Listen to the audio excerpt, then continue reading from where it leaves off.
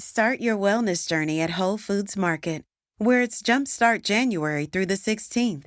Stock up on supplements with some of the year's biggest savings. Plus, save on air-chilled organic boneless skinless chicken breasts, organic Honeycrisp apples, organic large Hass avocados, and more. And since Whole Foods Market is the only certified organic national grocer, it's easy to make them your wellness destination. Jumpstart your January now at Whole Foods Market.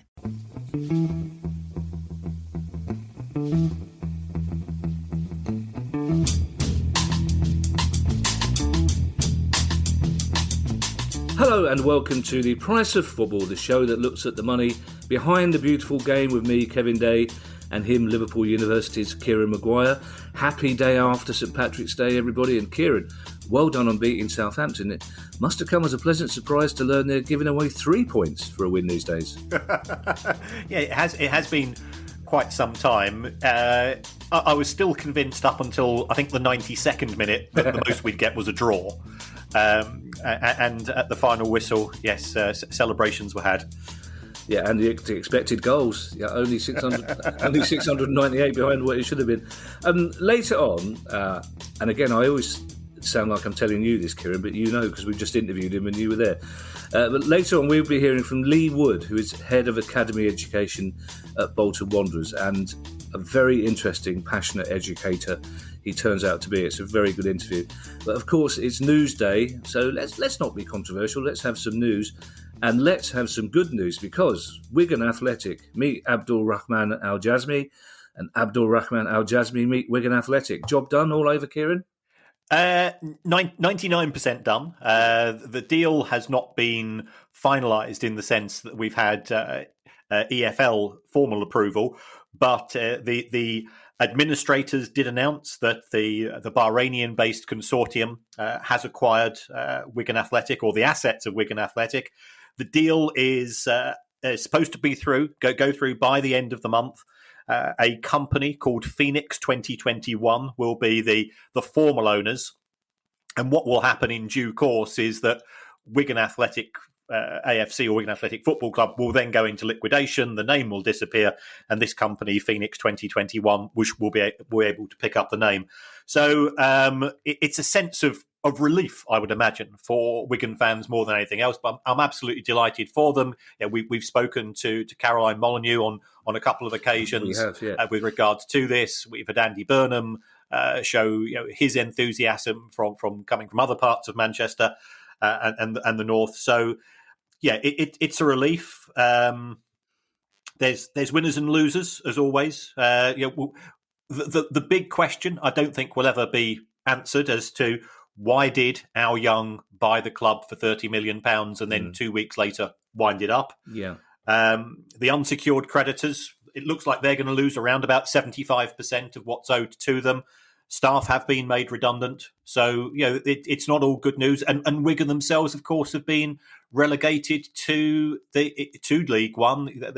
They're just above the trapdoor in terms of back-to-back relegations, and hoping that this will be a shot in the arm for them. The big winners, the fans have got a club to support. They can start to have those longer-term plans.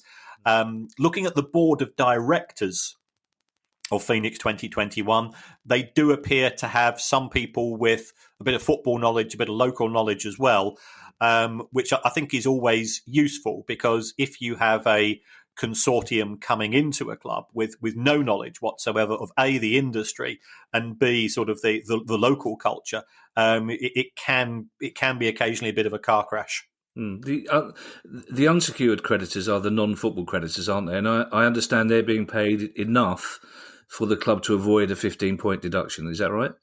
That's right. So under EFL rules, and I think this is really good of the EFL to have, because this prevents clubs just putting themselves into administration willy-nilly. If you fail to pay your unsecured creditors, who will be the people that supply the coaches for away trips and the pies and sort of things of this nature, you have to give them at least 25% of the sums which are due to them. Now, the deal would not have gone through had it not been for Al Young effectively saying, I'm going to exclude my £30 million that I put into the club or bought the club for in respect of that. So he's completely out of it in terms of money. The other big winners in respect of this are our silver-tongued friends, because the administrators, they'd managed to charge £1.6 million, or they estimate they're going to be paid about £1.6 million on the basis of their time costs.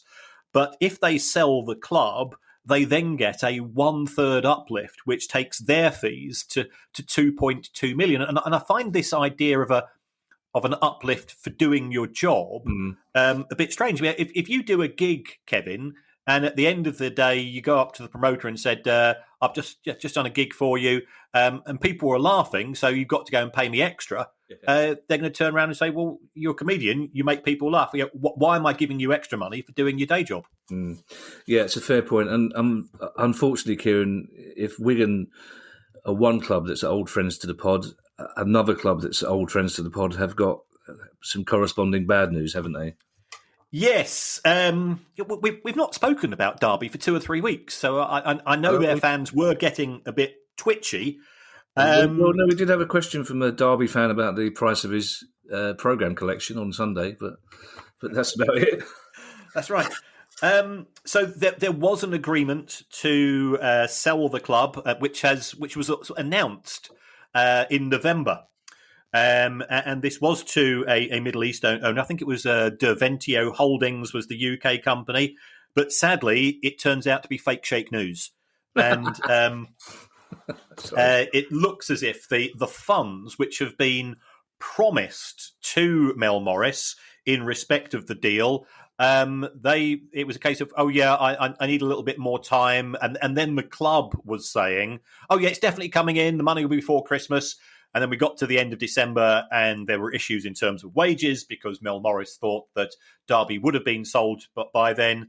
The club ended up selling some players in January, which I think frustrated Wayne Rooney and co, because he potentially would have wanted to keep those players, but they needed money to go and pay the week by week costs. Mel Morris, you've got to give him a lot of credit. He's got personal issues. He's not in 100% of good health, but he has continued to dip his hand into the pocket to pay the wages and the other costs. It looks as if there could, however, be a new consortium involved, and this is headed up by a guy called Eric Alonso, and he's quite intriguing because until a couple of months ago, he was an advisor to Sheffield Wednesday, another club who appear on the show perhaps once or twice too often as far as their fans are concerned. But he had a big fallout with Delphon Chansiri, who is the Sheffield Wednesday owner, and he's now being linked with Derby. But it does go to show that getting these deals over the line is quite tricky, because I'm also hearing that West Bromwich Albion, they were up for sale, and it looks like that deal might be struggling as well, because once you get down into the small print, people find excuses to walk away. Now, Kieran, you've known me long enough to know that, for reasons we don't need to go into on this pod, Belgium is my favourite country. I love Belgium. Some of the reasons are not unconnected with your Moscow reasons, but let's, as I say, not go into it. But this is very big news. The Belgian FA have voted to merge with the Dutch League. Yes, they're going to create the Benny League, I think it's going to be called, which immediately, of course, for guys of our age, means we start thinking of Crossroads. We do, yeah. We do, Miss Diane, yes, indeed. But this is a vote by the clubs themselves for an effective merger to have something which is more appealing to a TV audience. So I think the present deals that the clubs have in both Belgium and the Netherlands expire in around about 2024 or 2025. So that would give the two sets of authorities to come up with an agreed constitution. There will be complications. What happens, for example, in terms of relegation? What happens in terms of the clubs that are left behind? Because this is likely to be one league only. And there's been some criticism that it really is aimed at favouring the big clubs, the likes of Club Brugge and Anderlecht and so on, in a similar way to some of the proposals we've historically had with regards to Celtic and Rangers dropping into the English leagues. So it's interesting that there was a report done by Deloitte which reckons it could increase the value of the TV deal by around about €400 million a year. So that's going to move the dial quite well there. Are there precedents for it? Well, we do have Cardiff, Swansea, Newport in the English League. FC Andorra play in Spain. All the clubs in Liechtenstein, they play in Switzerland. So I can't see any significant objection coming from UEFA. So it's interesting times. Very interesting times, because it's a small country with a complicated history, and I suspect there will be fans of some of the clubs in the French-leaning part of Belgium that won't be particularly happy about joining what is essentially a Dutch league. So that is one to look after. I've been to a football ground in Liechtenstein. I've been to FC Vaduzzi's ground. I didn't realise it until I'd walked through it, basically. Is that Liechtenstein or the ground? No, I went to see it for circumstances that we don't need to go into in this pod. I actually travelled to see Liechtenstein play Latvia in a UEFA qualifier, and it's the first game I've ever been to, including Sunday football, where there was a 5-minute break while a ball was got out of the pond. Essentially, and this was a proper UEFA game with referees in green shirts and everything. Now, Kieran, I don't like to rake up unhappy memories for you, but 3 days ago, in answer to a question about the financial potential of clubs in League Two, you earmarked Leyton Orient as a sleeping giant. The same Leyton Orient that have just announced losses of £3 million in the last year and total liabilities of £10 million. Is your crystal ball on the blink, Kieran? No, I think the fact that it's losing money now shows that with the right circumstances that could be turned round. Well, you sound like Boris Johnson. Yes, we are losing money now, but that's not necessarily a bad thing. Just call me Rishi. Go on, keep digging. Right, so Leyton Orient, and I've actually dug into their accounts for a whole decade now, and it turns out, and this perhaps doesn't reflect too greatly on myself, is that over the course of the last decade, they've lost 50 grand a week, which I think is indicative of just how difficult it is in the lower divisions. Now, I know that Barry Hearn had a few issues there, and then the subsequent owner proved to be best described as a character, and we all know what character means, in terms of ridiculous rotation in terms of the managers and players, and it all got very messy. There is more stability there now. That they've got Nigel Travis in charge, who used to be head of Dunkin' Donuts. That's if you want my address, Dunkin' Donuts, for that advert, just tweet me. But I think it shows that there are huge challenges, because these accounts, yes, there was an impact of COVID because they cover the rear end of the 2019-20 season, but the majority of the season was pre-COVID, and losses of this magnitude, sadly, are not out of character for clubs in the lower leagues. And where football does go forward long term with regards to some form of financial sustainability is something which still leaves me scratching my head too much. We've joked previously, Kieran. In fact, just on Sunday, we talked about HMRC having a kind of Homer Simpson Shaq attitude to players. There's like 2 people on their crack team and one of them is off sick. But it turns out we may have underestimated them, because Premier League players could face retrospective multi-million-pound tax bills following a clampdown by HMRC on payment of agents' fees. Yes. what's been happening here is we're aware that agents are allowed what's referred to as dual representation and sometimes triple representation, where they act on behalf of both, often the buying club and the player himself. Now, HMRC have said we're quite happy about that. If you are representing the player and the club, therefore, when it comes to invoicing for your services and looking at the Wigan administrator's report, being an agent can be very, very lucrative, by the way. When it comes to invoicing, if you are doing dual representation, then the logical thing is to invoice the player for 50% of the cost and the club for the other 50% of the cost.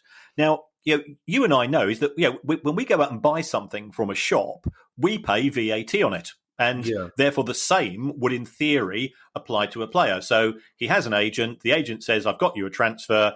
It's my fees are 200 grand on the deal. You pay 100 grand plus VAT, so that's 120, and the club pays 100 plus VAT. But of course, the club is able to reclaim the VAT because it's a trading entity."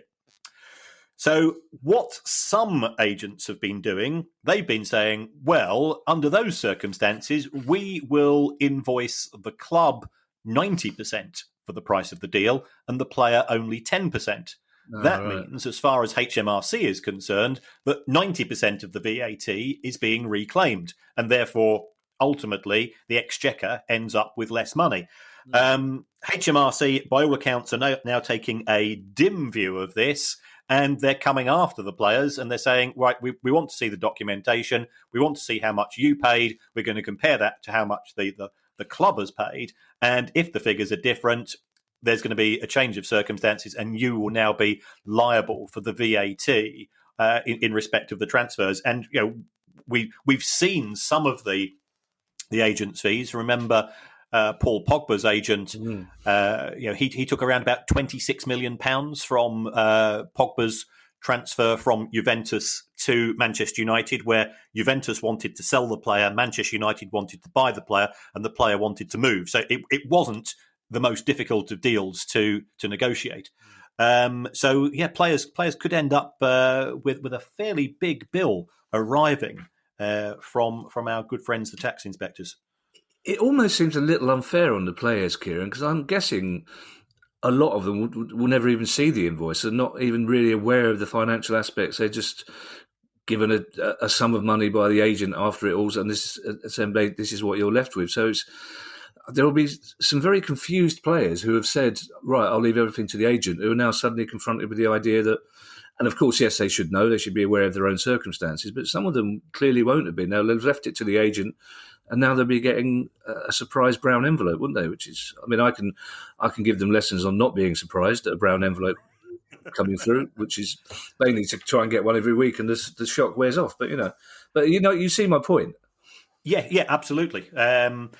I think players do put trust in their representatives. It could be that the agent will absorb some of this cost themselves, but equally, knowing some of them, that won't necessarily be the case. There's also managers I'm aware of who are no strangers to brown envelopes, but for legal reasons, I can say no more than that. That's the good old days you're talking about there. The EFL is considering whether to continue offering fans a chance to watch their team's home matches online, even after fans return to grounds. Yes, and I think one of the surprising successes of lockdown has been the iFollow service. When it initially started, the quality of the broadcast was hit and miss. Also, people were paying for the service, logging on and getting a picture of one part of the pitch, because it was quite often just one camera there, or the streaming service, the uploading was so poor that they were a good few minutes behind, and the picture kept coming and going. But to give credit to A, the technicians, and B, the EFL, most of those problems appear to have been addressed. And there is a view now that some fans who, for whatever reason, it could be that they feel that their personal circumstances won't allow them to afford to go to matches and to pay the regular fees. By the time you factor in transport and buying a program and a couple of pints at the ground and a pie and so on. They are looking at continuing the £10 a match for home fans. And I think this will be a really good service for away fans as well. If they restricted it to Tuesday night, if you're Morecambe and you're playing at Southend, that's a journey and a half.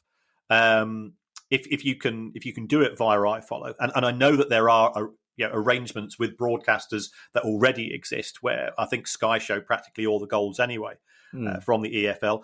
But it's an intriguing development. I'm hoping that it doesn't result in a reduction in the number of people attending, because the atmosphere at the grounds is part of the love and the enjoyment of it.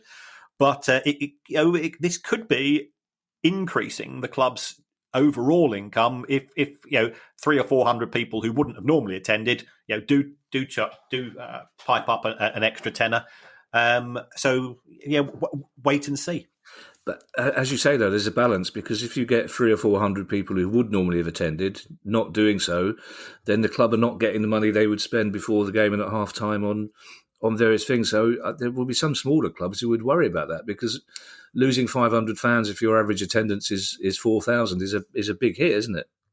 Yes, but I suspect this will be done on a club by club basis, right? Okay, so therefore you'll be able to opt in or opt out.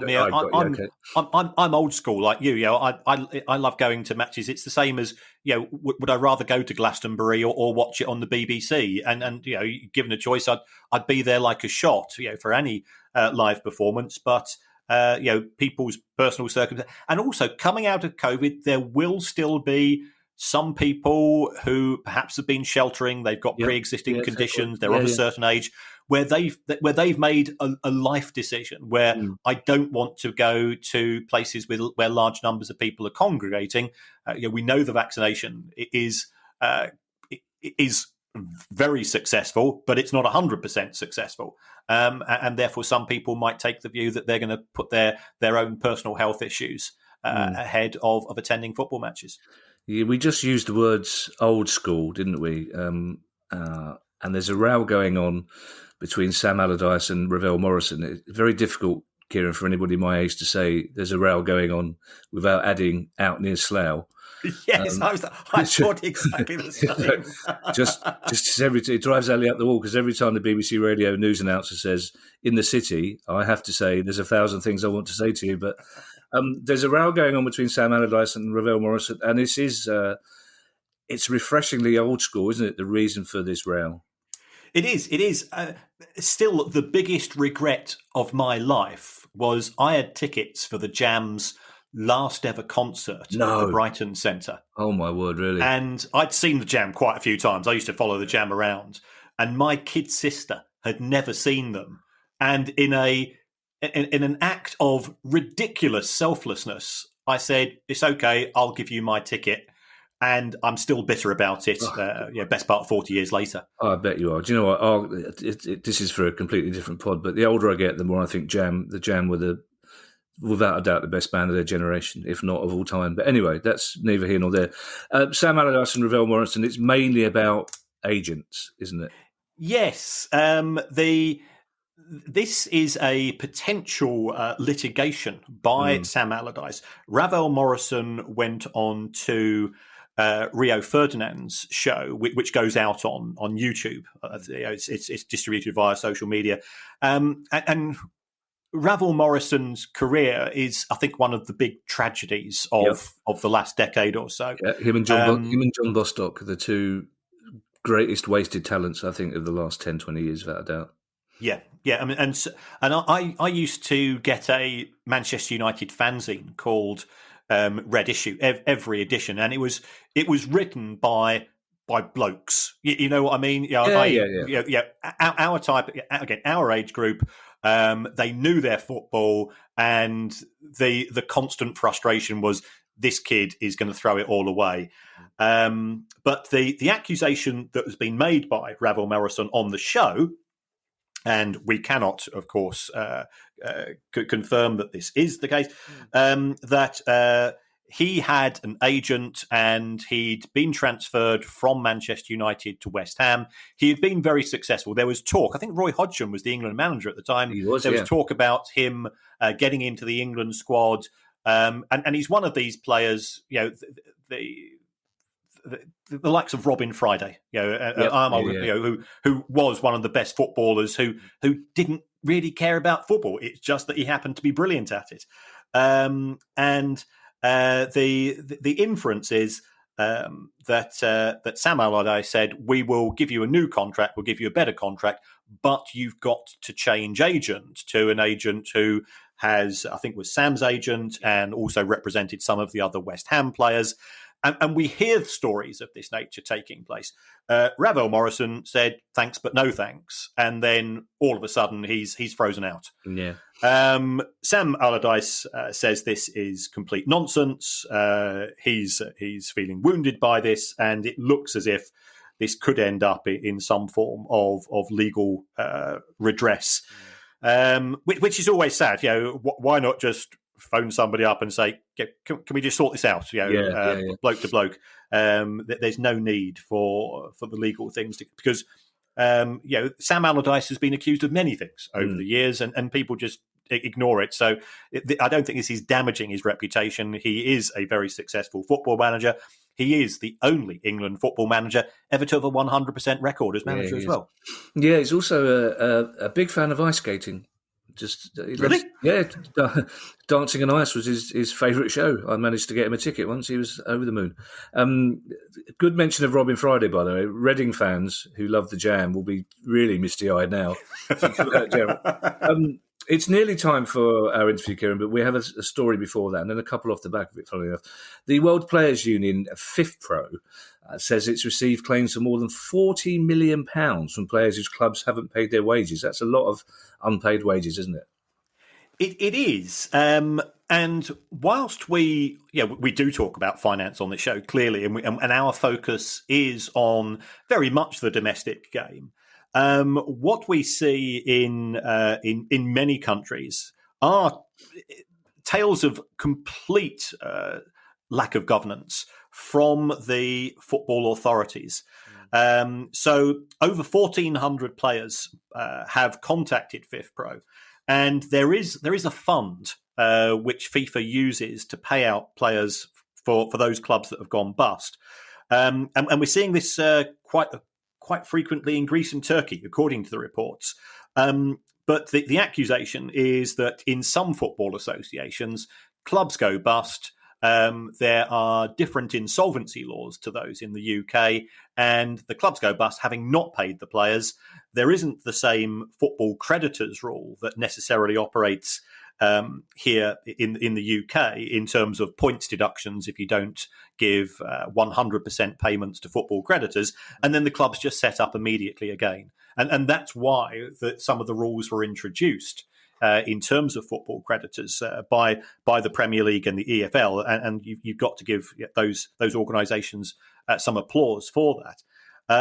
But there are players who are not on big wages. When you actually hear about some of especially the lower league clubs in continental Europe, because I think we perceive other countries having a 3 or 4 division system where you can still get really decent crowds in the lower leagues, but English football is unique. Our 92 club system is not copied elsewhere, and the crowds. We're talking buttons in terms of the number of people turning up.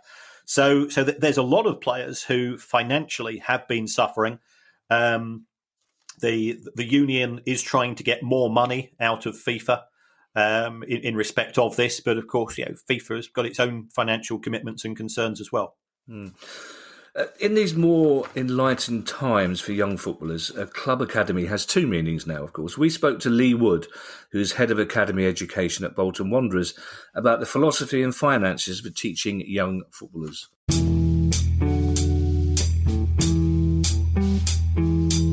Lee, thank you so much for talking to us. Is it all right to call you Lee, or should I call you Sir? No, Lee's absolutely fine. Great, okay.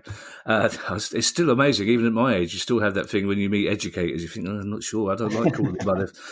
How did you end up, Lee, as the head of academy education at Bolton Wanderers? Well, I'd love to come on here and tell you an inspirational story of how it was, on a whiteboard somewhere. But yeah, it was by pure chance, right person at the right time, an opportunity, effectively. So, from doing teacher training at the local college, I then was given an opportunity to teach on the BTEC program at the Bolton Wanderers International Academy at the time. So I came on board with that, and then was filling in inverted commas for an academy tutor, and that filling in kind of went to semi long term to a point of where I was offered head of education, snapped the hand off, and that was 5 years ago. So I've been with the club 7 years. That was 5 years ago when I took on head of education, and not looked back since. Now, all football fans, Lee, think they know everything there is to know about football, and they're probably aware that young talent at every club is being educated. But what are the legal requirements around the education of young footballers? Start your wellness journey at Whole Foods Market, where it's Jumpstart January through the 16th. Stock up on supplements with some of the year's biggest savings. Plus, save on air-chilled organic boneless skinless chicken breasts, organic Honeycrisp apples, organic large Hass avocados, and more. And since Whole Foods Market is the only certified organic national grocer, it's easy to make them your wellness destination. Jumpstart your January now at Whole Foods Market. Well, obviously, I mean, legally they have to remain in education until they turn 18, same as most young boys and girls do. In that respect, from an academy perspective, we're governed by the EPPP rulings, so the Elite Player Performance Plan, and that's set out by the Premier League and the Football League collectively. So they give us a set of rules, guidelines, that we need to educate the lads for a set amount of hours per week as part of their training schedule, because they're scholars, apprentices, call them what you will, they're employees of the football club. So that's their, that's kind of their required commitment in terms of when they sign the papers. It's surprising still now how very few players realise that that's in the contract they're signing, but it is. And obviously, from my perspective, and a lot of heads of education across the country, all the other football league clubs and Premier League clubs, we realise the importance of educating these young lads, because as we all know, only a very, very small percentage are going to make it to the professional ranks and be able to earn a living. Yeah, of course, we'll come on to that later on. Forgive me, Lee, but my job on this program is to ask you the idiot questions, basically. But who's funding the academies? Are they individually funded by the clubs, or is this centrally funded? A bit of both. So my understanding from the wider perspective of the funding, it is, so we're Category 3 Academy. We just downgraded from Category 2. So depending on your category, there's a financial stipulation you have to meet, and the EFL or the Premier League meet the other half of it as well.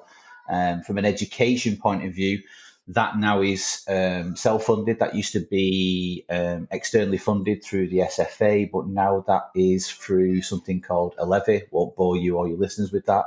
But essentially, it's a tax on, and probably Kieran will know this, but there's a tax on the wage bill, and part of that pot that the money goes into, we use that to employ, pay, and educate the scholars in the under-18s.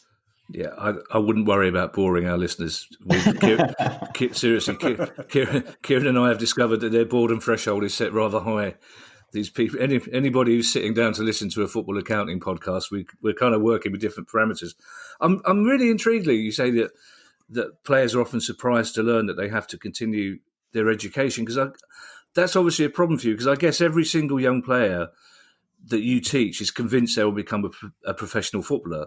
So what are the challenges of persuading the youngsters of the importance of education? I mean, varied really. And again, most heads of education you talk to, that's, one of the biggest challenges really, because, the clue's above the door of most football clubs. It is football. It's not an education program. We're not a college, we're not a university. But, again, we can take a step back. And when I say we, I don't just mean heads of education, player care officers, safeguarding welfare, all the other members of staff who are not directly kind of impacting on their football development. We understand that, they've got kind of a very limited window, very limited opportunity to make it as football players, and we've got a duty of care to make sure that not only we're educating them, but we're developing them, as people, human beings, as well as football players. And my biggest passion really is to do with the transition of preloading that from day one, really. But it still is surprising. Lads will join us. We do school visits, so we prepare them before they even get offered the scholarship, and when they do, we're straight in at the school, and we're explaining what entry requirements they're going to need from a GCSE perspective, what the program is going to look like, so there's no shocks. We learn trial and error as most people do, and we go, right, well, we need to preload this very early doors, so there's no shocks when they come into induction with the parents of what lies ahead for the next 2 years. Is that your child in the background, or is the academy taking them really young? Yeah, no, that's not our pre-academy. That's that's my class of one in the other room. Kieran, of course, is an educator, so he'll probably understand this question better than I do. But are they harder to teach young footballers do you have to adopt different teaching methods than you would if you were just teaching 14, 15-year-olds in a normal school, for want of a better word? Yeah, I mean, again, it's you learn the basics at teacher training. It's the needs of the learners and the needs of our learners that they are football players. So you're going to teach them in, not a totally different way. There's slight things that they probably wouldn't notice, but we do as a part for the course in terms of how we deliver things, how we change the method of assessments and things of that nature. But ultimately, it comes down to the basics of any teaching. You build a rapport, you establish trust with them, and 99.9% of the lads realise that, okay, in terms of what we're doing it because we have an invested interest in them, and we're doing it because it's the right thing for them. I'm really enjoying this interview, Lee, by the way, and you're winning best sound effects of any interview guest that we've had on it recently. Yeah, it's not just Kieran's dog who barks in the background when the postman comes. It's all right, I'm used to it with Kieran. Kieran's got a really intelligent dog that opens the door, mainly when it hears my voice. Lee, I'm interested in this one, and I don't want to insult you in any way or other football clubs, but is there a genuine desire, do you think, from most clubs to ensure players receive an education, or for some is the sole focus producing successful footballers and they're not that fussed whether they're bright or not? I mean, it's difficult. I mean, I can only speak from, I've only ever worked at Bolton Wanderers, and, in terms of the education part, it's, 100% that everybody understands the numbers that we're playing with. It is the numbers game, the amount of lads who are going to make it as professional, and even those who make it professional, they might only sign a 1 year, 2 year contract. So it's, again, short-lived. But, in terms of, for me, it's the wider development. And, again, I can only speak firsthand of Bolton Wanderers, but across the board, when you speak with other heads of education, when we get together on, conferences and webinars and stuff, it's a case of whereby maybe not everybody's buying into the wider development and the life skills and the transition. Everybody understands the legal requirements for them to be educated. But it's difficult because you're almost selling them a program that they have very little say in. So the LFE, League Football Education, the education arm of the EFL, they basically stipulate what education program they go on. So they do a BTEC level 3 in sport, along with a few other complementary qualifications as well, which are good. But again, we're kind of pigeonholing every single lad. And we take on around 10 scholars per season. So we have over 2 cohorts. That's 20 in total. And not all those 20 will want to go into sport if football isn't a viable option for them. So it is difficult to sell the education program to them on that one. But then that's our job to kind of link it into life skills, to link it into transferable career skills, and, to get them to see the purpose of it. There's a purpose behind everything that we do. And again, it goes back to that kind of establishing rapport and trust with them, that, what we're asking them to do and what we're doing on a daily basis is good for them.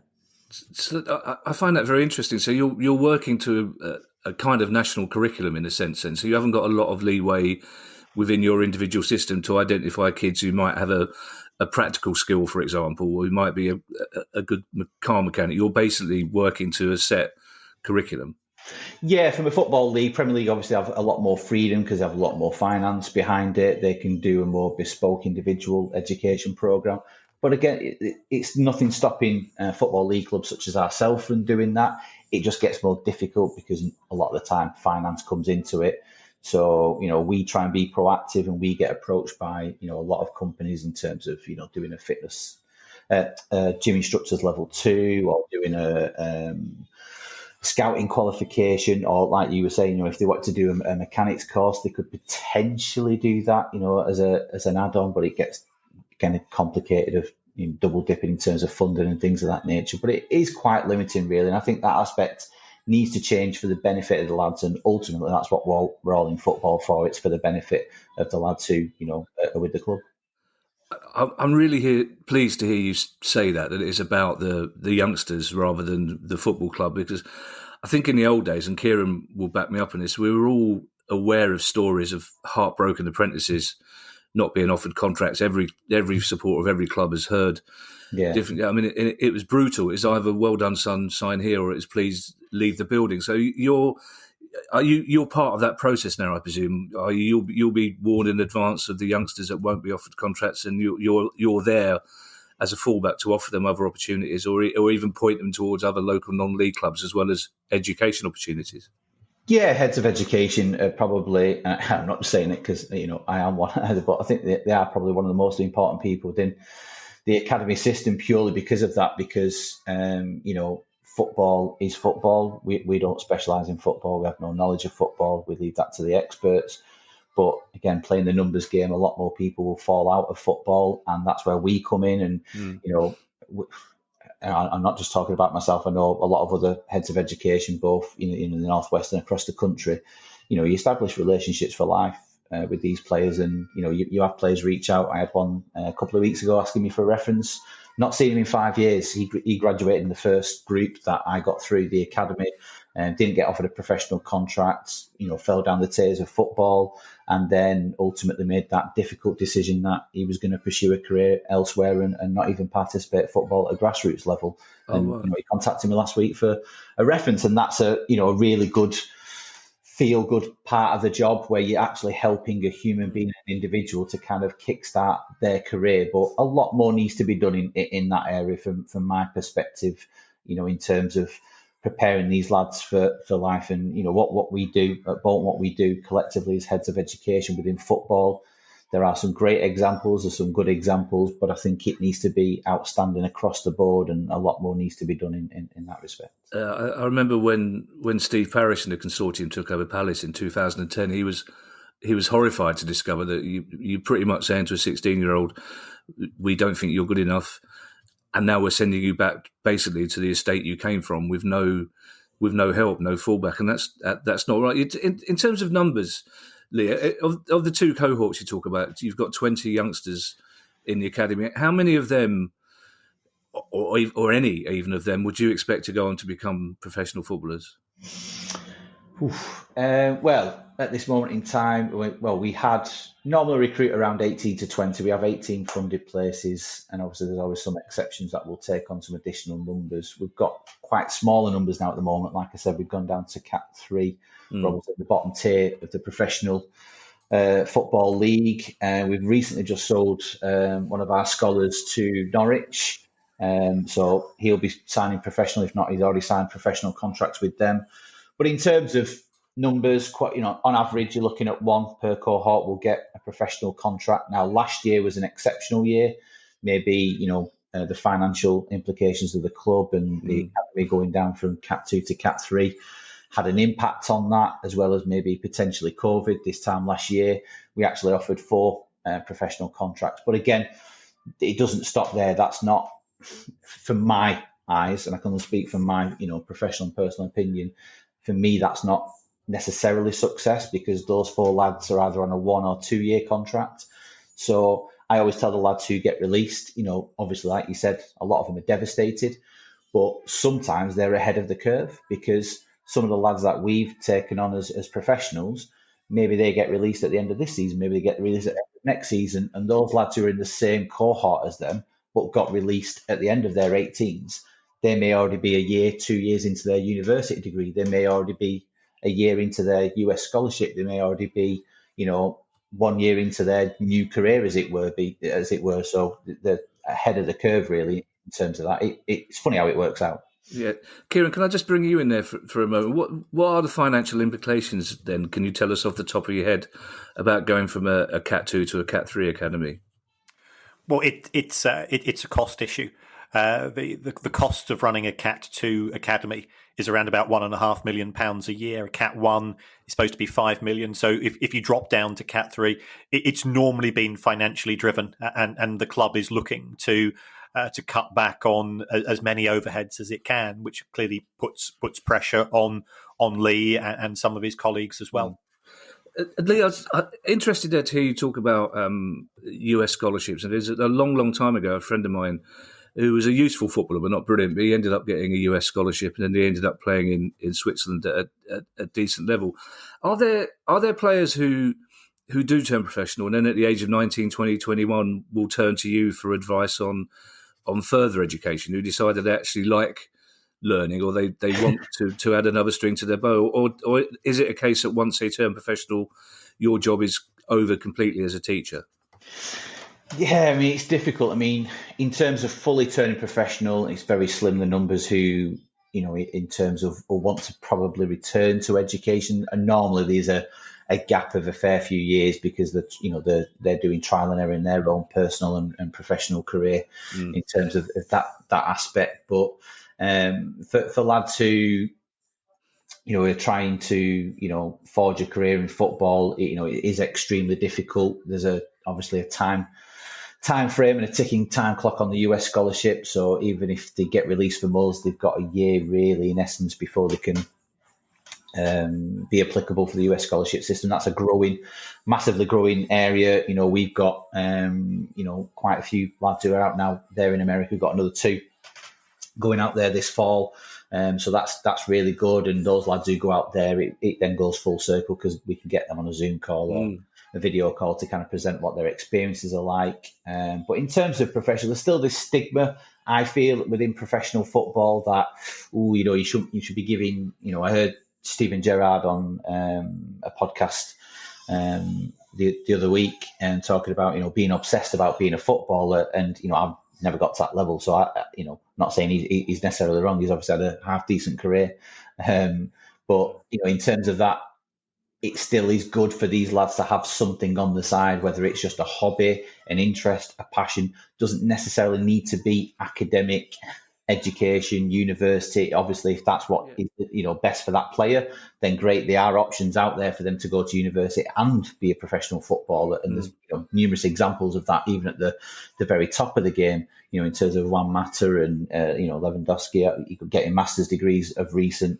But it's difficult because there's still this stigma within professional football that you've got to be 100% dedicated to football, only football, give it everything. And I think that sends the wrong message. I spoke earlier about developing the human being. I was watching a documentary the other week, and somebody was saying about these are human beings who just happen to be football players. They're not footballers. And I think if you look at it that way, if you prepare them as a human being, the rest, in my opinion, will follow. Well, I'm really pleased to hear you say that, because that word stigma goes up. If the very least you can do is take away the stigma of education for these youngsters, or the fear of education, because I'm guessing a lot of them from the age of 4 or 5 would have been identified as potentially good footballers and not encouraged to take school too seriously. And if you can show them that actually there is a lot of fun to be had, I know I sound like an old man here, but there is fun to be had in education. Education is not something to be scared of. And even if they do, God forbid, don't become professional footballers, then they'll be more likely to embrace educational opportunities at whatever level they come. So I think that if that's the only thing you do, you're still doing a brilliant job, I think.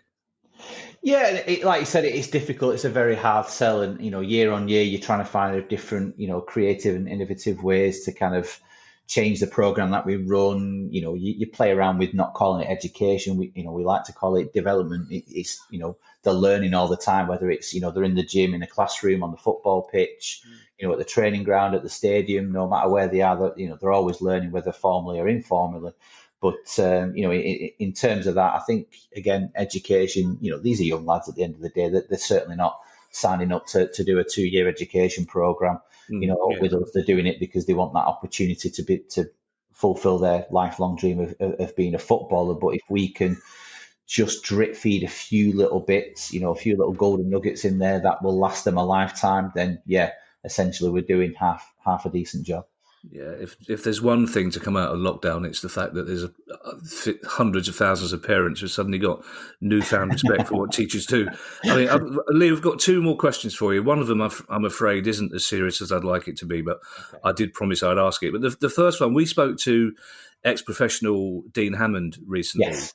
And he told us about the lack of financial education for young players. Should that be part of your role, or is that something you think that the PFA or clubs should be doing? I think both. Well, I think more than both. I think everybody should be, and that's one thing from lockdown. This mantra of we're all in it together, and I think that should carry over into football and the education development side of things as well. I mean, I find the PFA, and I know the heads of education do, an extremely good organisation.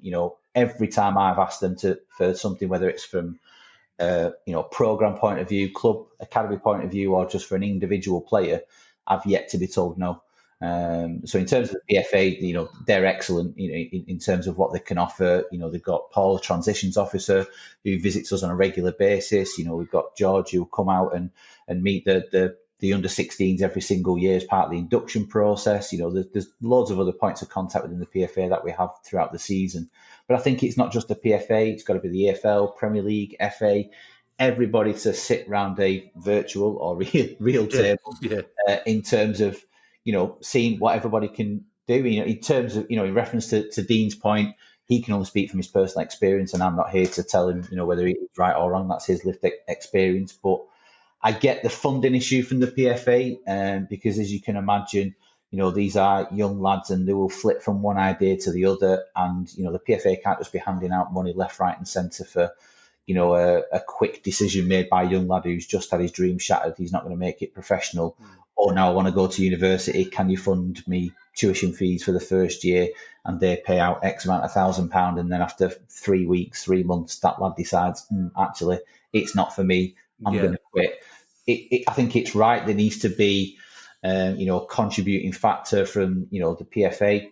Again, every time we've asked, or the players that we've put them in contact with have asked for funding, the lads have been more than made up with the funding that they've got.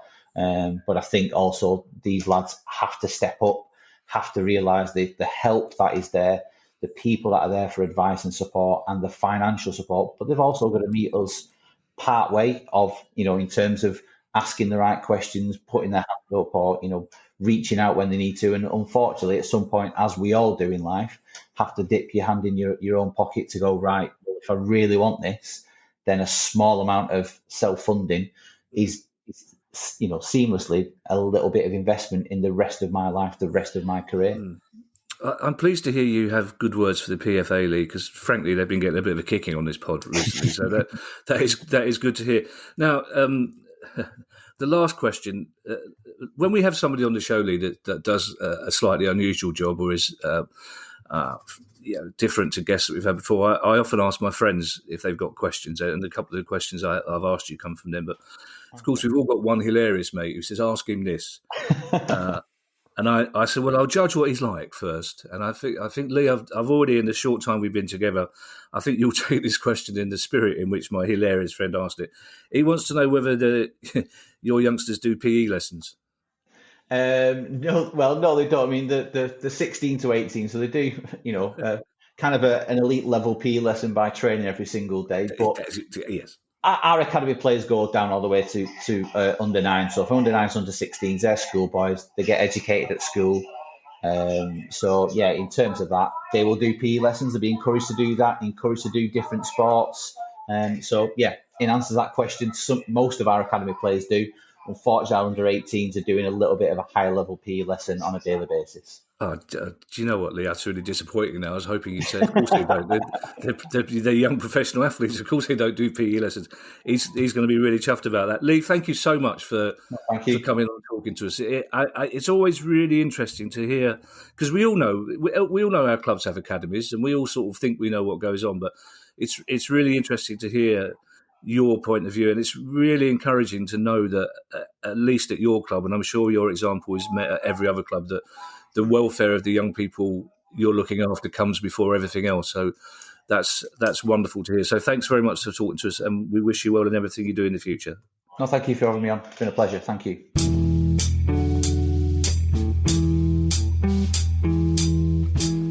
Kieran, I thought Lee was really interesting there, and I introduced him by saying these are more enlightened times, but it's clear from what Lee says that he still thinks more could be done to help young players, especially those who reach the end of their playing career at the age of 16 and 17 without a full academic education.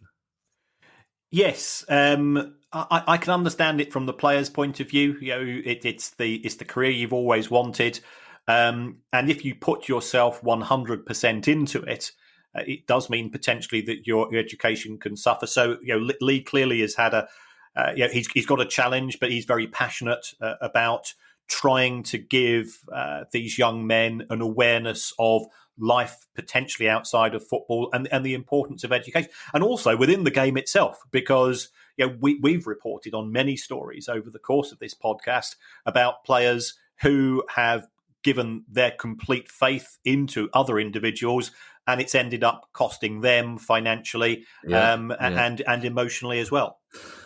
And the problem is as well for academy educators, and it's interesting to hear that he's got kids as young as the age of 9, because we all know stories as well of kids who at the age of 5 or 6 are identified as really, really possibly talented and possibly professional footballers. So kind of opt out of education at that early age. You kind of go, well, I don't really need to pay attention because I'm going to be a footballer. So by the time they even get to an academy, they're way behind in their education anyway, which is doubly unfair, isn't it? Yes, yeah, and there are people whose responsibility it is to look after these children, and that's the schools. It is people like Lee who will come into contact with them at a slightly later stage, but it's also the parents. You and I, we probably both watch park football. We both go along and watch young football, and I'll watch anything if it involves a football being kicked around. And even I used to.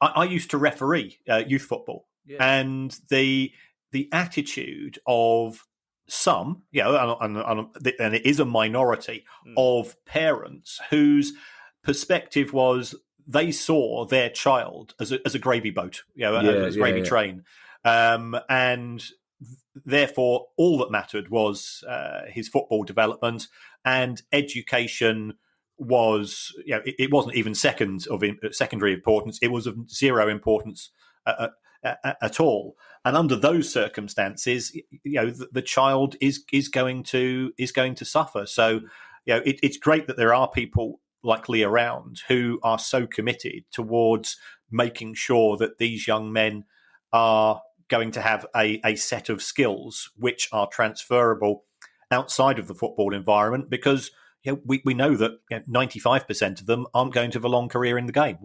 Probably 99% of them aren't going to get a full career.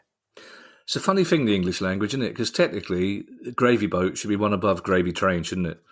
And yet it means something completely different. I'm really pleased to hear you use the word children, because the 17 and 18-year-old footballers wouldn't thank you for saying so, but we're talking about children here, so it's very important that they're looked after. There are two more smaller stories, Kieran, to end with. And the first is that Walsall have unveiled a commemorative third kit for next season, which features the names of all the fans who turned down season ticket refunds. Yes, this was one which came to my attention, and I think you've got to give the club an element of credit here, and also those fans. And we've said on more than one occasion, there's no reason why a football fan should give a refund to a football club. They are independent bodies, and of course, personal circumstances might dictate that you can't afford to do this, or you might choose not to do it for moral or ethical grounds. But this is sort of a thank you from Walsall. And what they've done is, and the kit looks really good, by the way, is that they've managed to get the name sort of micro woven into the body of the shirts themselves. And I think those fans whose names are on the kit can buy it at a discounted price as well. So I don't think it's taking money away from other kit sales, because if your name's not on it, the chances are you're not going to buy it. But it is a way of saying thank you, and hats off to Walsall. And I think some other clubs are monitoring this and might go forward with something of a similar nature. I do think it is a magnificent gesture. I have to say, though, I'm slightly worried that it might be divisive. That my finances were such in the early part of the pandemic, we had no idea whether we would earn money again. So when it came to the refund for the games we missed at the end of last season, I took the money. I'm not ashamed to say that, because it wasn't that much, but at the time, every little helped. And I'm not entirely sure I'd be looking forward to walking into a pub and seeing loads of people wearing shirts proclaiming what a good job they did for the club. So that's my only issue with that, and I'm sure there'll be people who feel the same way. Now, I'm really looking forward to finding out the answer to this last question. I deliberately didn't look it up, and normally I accidentally don't do any research, Kieran, but this time I deliberately didn't do any research. Why, I ask you, has Bayern Munich's Kingsley Coman been fined £43,000 for driving the wrong car to training? Well, the reason for this is that Bayern Munich are sponsored by VW Audi. And all the players I think they're given VW Audi cars. And Kingsley Coman turned up to training driving a Mercedes. Now, I'm sure most players have more than one car. They are wealthy young men. But this was a breach of conditions, and he was given a €50,000 fine. And it's sometimes it is a mistake. I remember an issue with the Russian girlfriend and her sister, where I made I mixed them up. Well, and that got me a lot of trouble. Yeah, it does get dark very early in Russia, Kieran, to be fair. Yeah. Yes. And they're the same age-ish. And yeah, I think we might like to pull a rug under the... You know what, Kieran? I love that. You know what? We spend a lot of time on this pod trying to explain to people that footballers are normal young men who just happen to be here, but sometimes they're dimwits, aren't they? Some of them are just dimwits. Simple as that. You can't, And if you've got any questions for us about dimwits or otherwise, for our questions pod, which is our next one on Monday, it's questions@priceoffootball.com. And in the meantime, I'll leave Kieran to say goodbye. Okay, thanks once again, folks, for all your feedback and your kind words about the show. If you are enjoying it, press that purple button on your Apple podcast or your Spotify podcast. And if you really like it, if you could give us a review, producer guy tells us that it helps us in the ratings. Which is good for the business side of things. And myself and Kevin, we don't understand the business side of things, but he's the person that's in contact with potential guests, and the first thing they tend to do is, who the hell is this show? Who are these two idiots? And if producer guy can say, well, we're number 27 in the charts, then it adds to the credibility. So we are trying to get some guests, and I think we can reveal that in a couple of weeks we will be having another Scottish football special. Yes. And we will be asking questions, because our guest on that day is going to be the head of the SPFL, Neil Doncaster. Neil's a really good friend of the show. So we will be having a chat with them, but also we'll be putting your questions to him. So if you do have questions for Neil, it's questions@priceoffootball.com. Although so little has happened in the world of football in the last 18 months, I think we're going to struggle to find something to talk about. But yes, I'm looking forward to it. Neil was a very good guest the last time he was on. He was very open and very honest. And there's an awful lot of things to talk about regarding Scottish football now. So yeah, please get your questions to us, and we'll see you next time. Take care, everybody. Bye-bye. The price of football.